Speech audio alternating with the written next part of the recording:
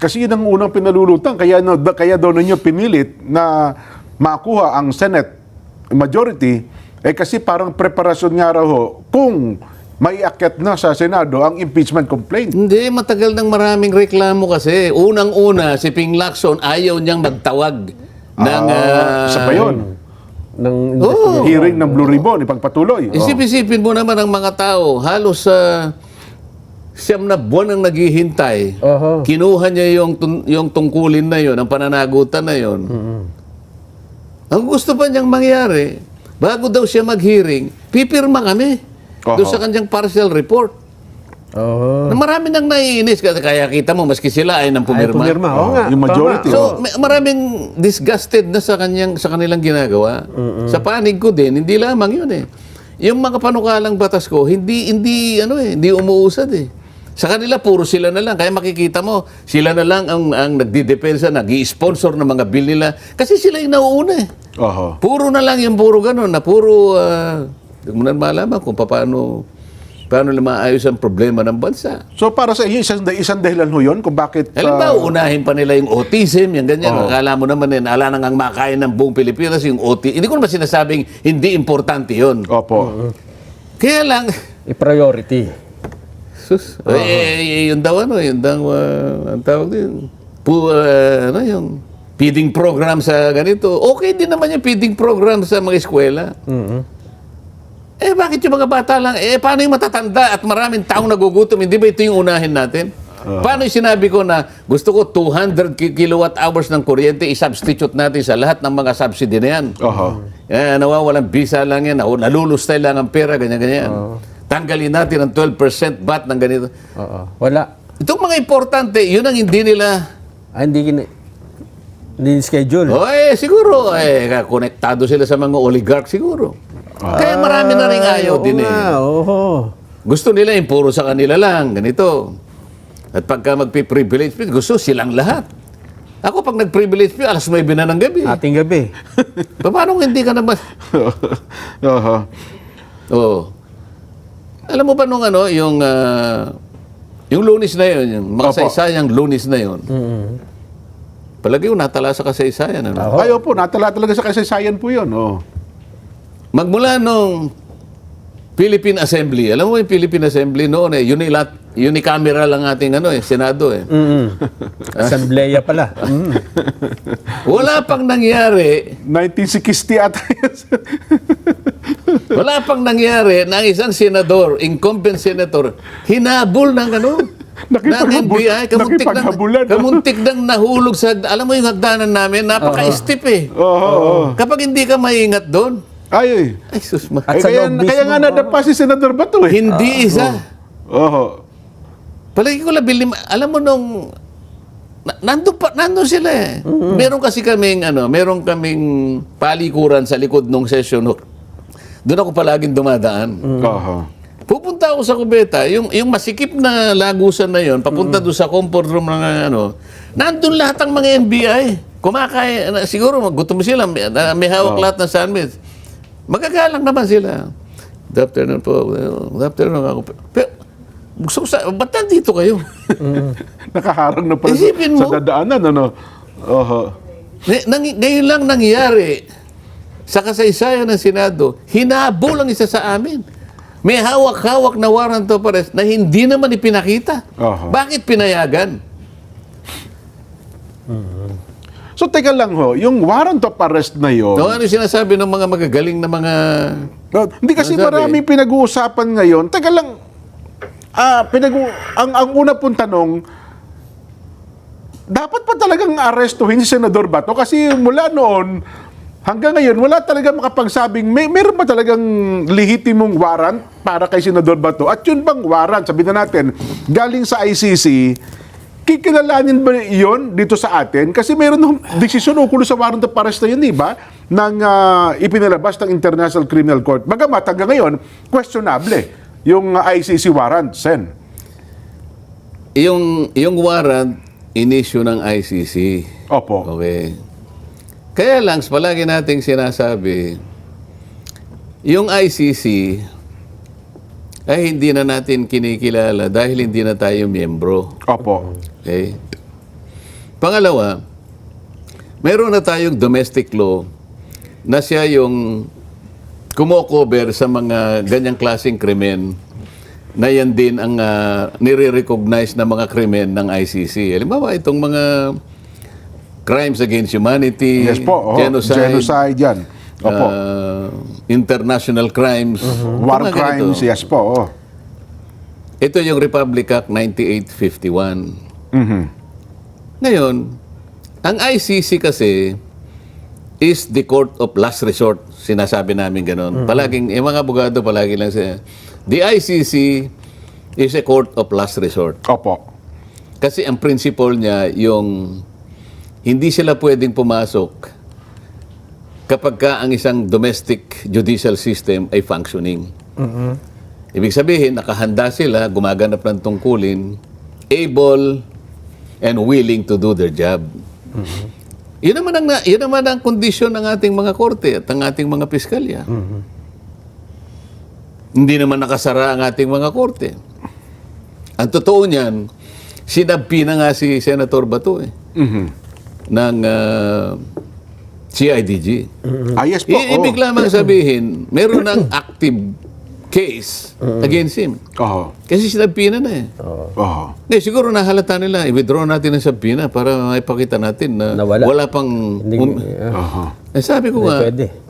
huli na ang lahat. Oo. Na-serve na. Yung pag-withdraw ninyo ng sabpina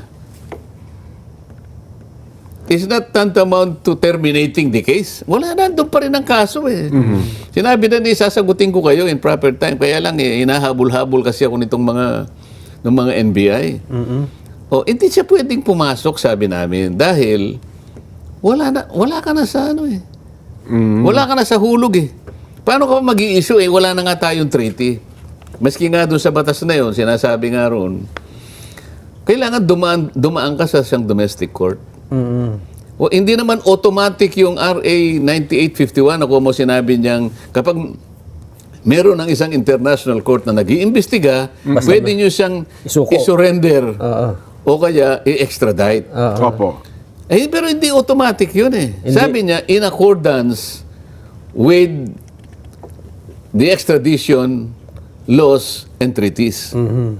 Tinatanong ko nga meron ba tayong extradition treaty sa ICC? Hindi naman bansa yun eh. Wala po, wala. Aha. Kahit na halimbawa, bansa yung ICC, meron tayong extradition law, Presidential Decree 1096 yata ito eh. At meron ng procedure din na inisyu ang Korte Suprema. Dadaan sa korte. So hindi automatic yun eh. Pagkatapos, or treaties, sabi niya. Opo. Wala na nga ang treaty, nag-withdraw na tayo 2019 pa eh. Sa mga tweet, yung inisyu mo, hindi na dapat kilalanin. Ayun din sen ang ginagamit nilang dahilan eh. Dahil walang extradition, walang treaty, kaya automatic na daw. Lalo na ang layo ng mga argumento na yun. Walang treaty, walang extradition. Kaya Paano magiging automatic? Kasi walang pagbabatayan daw eh.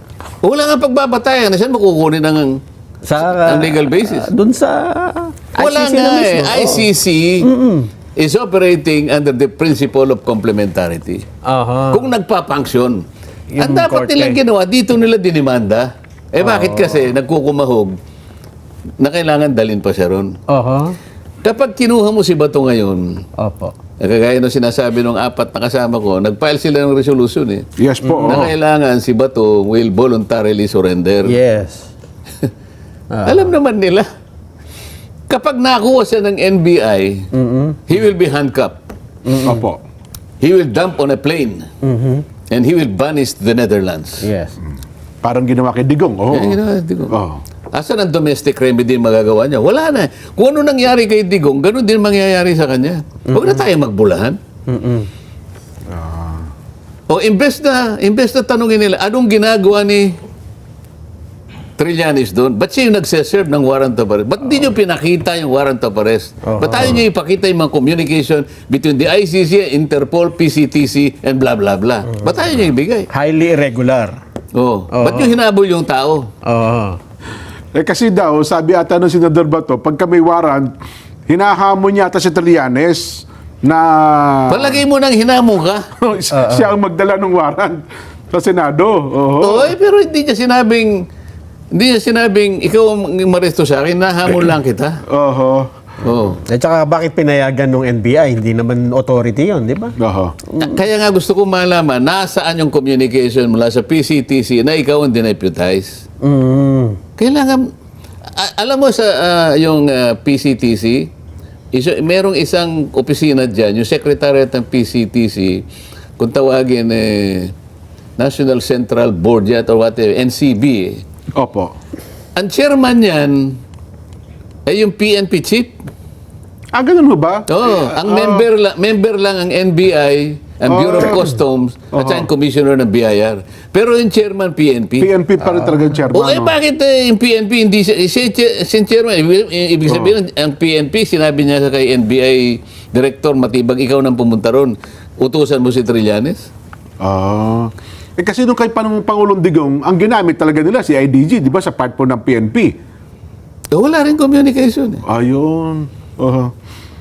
At teka lang sana, ikaw kasi lang ho sa kapakinabangan ng ating mga kababayan. Ito kasi ginagamit ng mga kakontra. Sabi nila, doon daw po sa Republic Act 9851, yun nga, binabagit ko kanina, tahasang sinasaad daw po sa Section 17, Paragraph 2, na alang-alang sa katarungan, maaring isuko o ipa-extradite ng mga kaukulang autoridad ng Pilipinas ang mga pinaghihinalaang inaakusahang tao sa Pilipinas na naaangkop daw po sa pandaigdigang hukuman kung meron man.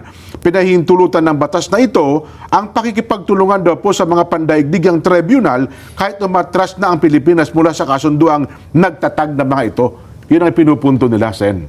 Hindi totoo yun. Ganun ho ba? Kailangan babasahin mo yung buong section na yun. Not in isolation of the rest of the paragraphs. Ang sinasabi, gagawin mo in accordance Opo. with yung ating bansa. Yung local, Yung ating domestic jurisdiction in accordance with extradition laws and treaties. Opo. Meron tayong extradition law eh. So ba't mo sinabing in accordance? Kasi nga merong batayan na batas. Walang automatic doon na sinasabi. Sabi, tingnan niya kung ano, meron sinasabing automatic na irrespective of whether the laws of the domestic country is operating or not, basta makukuha namin yan. Walang ganun sinasabi. Ayun. Doon naman daw po sa Supreme Court ruling sa Pangilinan versus Cayetano, bagamat umatras daw po ang Pilipinas mula sa Rome Statute, ipinahihiwatig ng Korte Suprema na nananatili pa rin daw pong obligasyon ng bansa na makipagtulungan sa ICC para sa mga umano'y krimeng nagaganap habang kasapi pa ito ng kasunduan 2011 hanggang 2019. Iba naman ang sinasabi doon kasi. Ang sinasabi kung nag-withdraw na kasi tayo. Opo. Sabi ng ICC, nag-withdraw ka nga, sabi niya, pero merong isang taon na plazo bago implementation ng bago ma-implement yung pag-withdraw mo. Yes po. Bakit importante yung isang taon na parang ano tawag doon? Para transition. Oo, say transition. Kasi nga meron kang nagawa Opo. na dapat sana i-maximize mo 'yon. Huwag mo sasayangin ang isang taon na 'yon. Dapat doon sa isang taon na 'yon, yung kanilang prosecutor Na-file. kung talagang seryoso siya kanyang trabaho, dapat hindi niya sinayang yung plaso na 1 year na yun. Yung 1 Doon siya year. dapat nag-request ng investigation. Ayun. Okay. Oh. Kailan ba nag-request? Tapos na? 2.5 years bago tayo makapag... 2.5. So hindi na talaga tayo, Expired. Oo. Hindi ba yung isang bansa, parang Bhutan yata yun, Opo. 3 araw, nakuha niya. Bago mag-expire, 3 araw, na-file niya. Ayun. Siya, isang buong taong singkad, hindi niya ipinail yung request for investigation. Nung i-file niya, 2.5 years. 2.5 years na tayong Wala na. nakapag-withdraw. Ayun. Yan ang questionable doon eh. Oo nga. Ayun. Kung ano-ano na lang, kung ano-ano lang legal basis. Oo, kahit ay hindi na ginagamit. totoo, para lamang linlangin na naman ang taong bayan. Walang ginagawa yan kundi magpaliwanag ng pamali. Pero so ngayon ho, may umiiral talagang arrest warrant kay Senador Bato, kaya Ganun ho ang... Nagpalitaw sila, pero it's up for the domestic court to enforce it because enforcement is still domestic. Nakita mo si Benjamin Netanyahu at saka si Putin ng Russia. Vladimir Putin ng Russia. Anong sabi ni Ni Vladimir Putin. Anong sabi ni Vladimir Putin nung iserve sa kanya yung warrant of arrest? Nek-nek mo, kanya. Pa hindi ko umalis dito, ikaw ikukulong ko. Tumakbo. Ganun din si Israel. Si Benjamin Netanyahu. Halika rito, lumapit ka sa akin. Halika. Hindi po, kanya, nagbibiro lang ako. Tumalis na. Umalis na. Hindi na recognize ng Israel. Hindi na recognize ng Russia. Opo. Tayo lang. Tayo lang. Kasi kalabang politika ata yung... Ano ang iniahayag ng pangyayaring ito? Oo, itong mga magagaling magsipag-comment. Opo, naglalabas na ngayon mga legal na kung ano. Yung mga nagpapanggap ng mga political analysts. Political analyst, yes mga po. galing na mga abogadong pinagpipitaganan ng mga kung ano-ano. Mga din. Oo. Nasa dlak daw sa kahihiyan ng ang Senado dahil ganito, ganyan tayo raw ay nangungupkup ng Fugitive. Oo. Fugitive. Ginawa daw ninyong samantalang ang totoong nangyari, kahit na-reviewin mo ang pangyayari, kahit na hindi nila naipakita yung legal basis ng warrant of arrest, pati procedural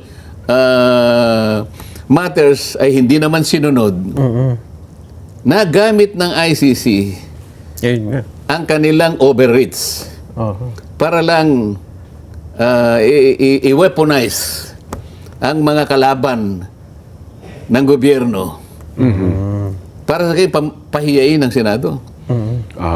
Sa kabilang banda, naihayag ng Senado ang kanyang independence. At sinabi niya, hindi kayo pwede. Alam mo, sa lahat ng bagay, giyera ang nakikita mo, nire-resist natin yung mga foreign ini-invade tayo. Kahit ganito lang ang bansa natin, lalaban tayo. Yes po. Pakikialam ng dayuhan yan eh.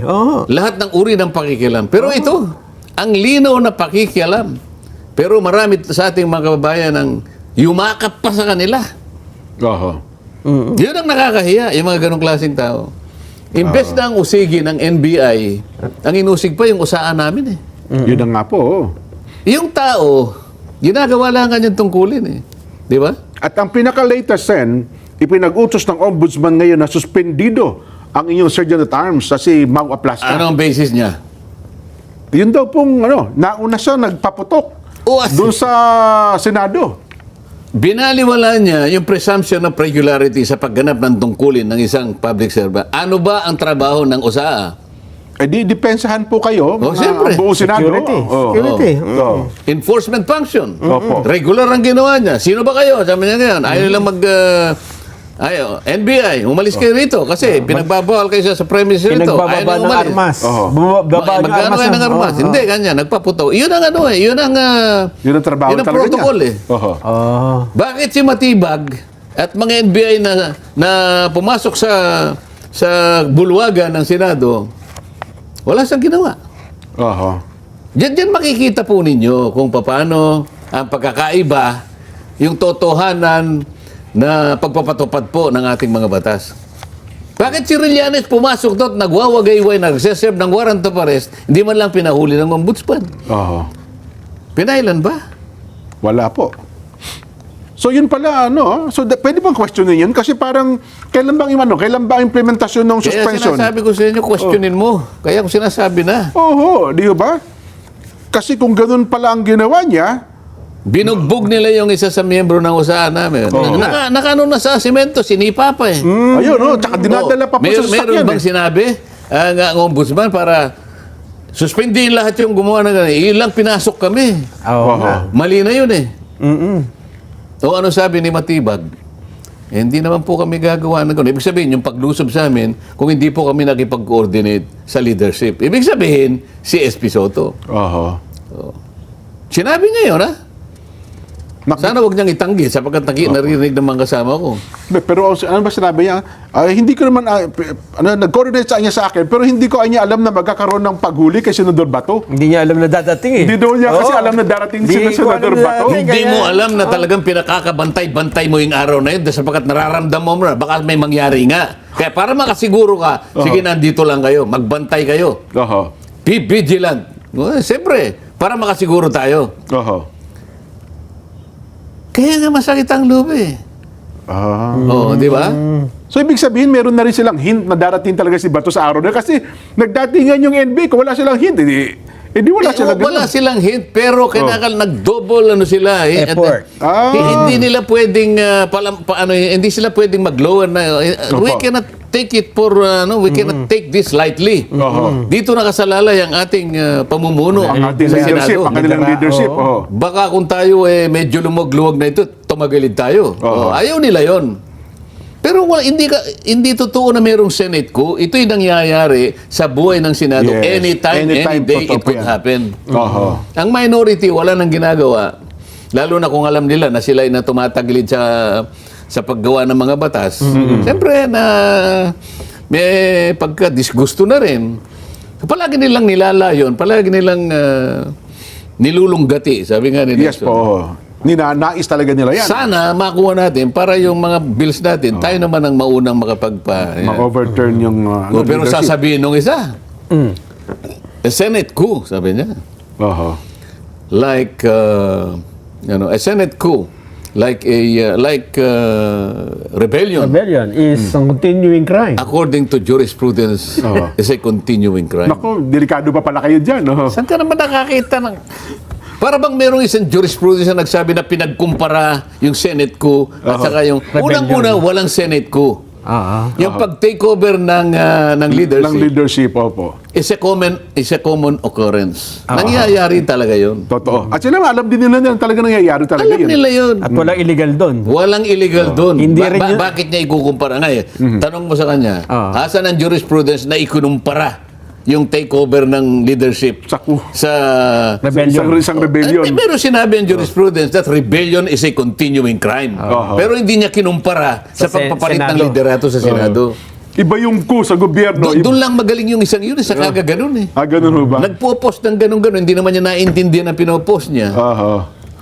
Kaya nga kung minsan makakapagsalita ka sa Pero, kanila. Sen, ito naman ang punto. Sinabi na ho ng Pangulong Bongbong, di ba, Nelson? Yun nga. Walang pag-aresto. Wala. Wala ding NBI. Walang NBI, walang gagawin paghuli kay Senador Bato. Hindi aarestuhin. Ganun pala, di dapat sana yung ombudsman, ang una niyang binanatan, yung mga NBI na nagpunta nung Lunes at saka sinubukan kaming pasukin, binarena pa yung isang pinto na namamagitan sa GSIS building at Opo. saka sa amin, doon sa second floor. Ba't nila ginawa yun? May mga baril pa. Oh. Paano nga? Bakit yung usa na talagang nagtatanggol lamang sa kapakanan ng kanyang mga Yun sa pagkakita yung trabaho talaga nila. trabaho niya yun? Nag-fire ng firing shot. You did not even assume the regularity of his function. Diyan mo makikita. Dapat pala masuspend din Paano nga. yung sumuntok doon sa... Ayun. Dapat. Siya wala pang complaint eh. Walang complaint eh. Samantalang isa, binugbog na nga yung isang membro ng usahan namin. Kaya pala sinisigaw niya, tinutupad ko lang yung trabaho ko. Umiiyak pa di ba? Yung sabi nung usaa, nung binubugbog siya duguan eh. May nagdemanda na siguro, pero yung ombudsman may ginawa. Wala. Dapat, ang una niyang ginawa, sinuspend din niya si Melvin Matibag. Oo nga. Ba't pinayagan mo yan? Anong ginawa mo riyan? Di Hindi ba? po, ang naunang sinuspindi, yung tumarbaho na depensahan kayo. Tinidepensahan lang kami, pinuproteksyonan kami. Anong masama doon? Oo nga naman. May binaril ba siya? At saka mukhang hindi sumusunod, Sen. Kasi sabi ng Pangulo, huwag kayo dyan sa NBI, umalis kayo dyan. Andun uli eh. Huwag kayo sa Senado eh. Hindi, sabi naman ni Matibag, wala namang NBI doon eh. Ayun Sino nga. naman nagsasabi ng totoo sa dalawa? Wala daw sa NBI, sa So- Senado, nasa GSIS pala. Alin ba dito ang totoo? Ba't walang coordination? Oo. Maski sa babaeng tagapagsalita. Mhm. Hindi naman kanya, siya nagpatunay, tsaka yung Matibag na walang NBI. Sabi naman ni Pangulong Bongbong, Oho. umalis kayo dyan. Oo. Nandun nga. Parang walang coordination eh. Dapat ko-coordinate kayo bago kayo magsalita para hindi kayo nahuhuli. Di ba? Technically naman daw siya talaga wala sa Senado kasi dingding lang ang pagitan eh. Nung GSIS sa kanang Senado. Nasa GSIS yung Lunes. Yun, nung Lunes, nasa Senado talaga sila. Kasi naman, nag-coordinate daw po. At saka sabi Tsaka ni... doon sa may nakapasok din. Oo, yung malapit. Nakapasok Lumapit, din. oo. Anyway, Sen, magkape muna kayo. Tuloy natin itong ating kwento at interesado pa po ang ating mga kabayan. Pagbaba-